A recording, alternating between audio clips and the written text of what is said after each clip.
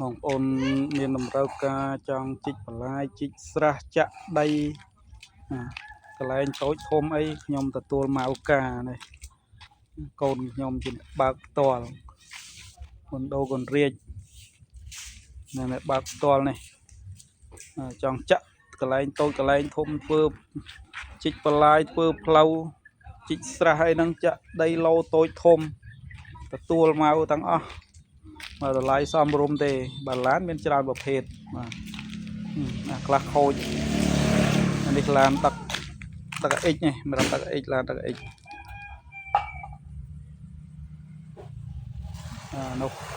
នោះខូចនោះតន់ធ្វើឯងក្លាប់នៅមុន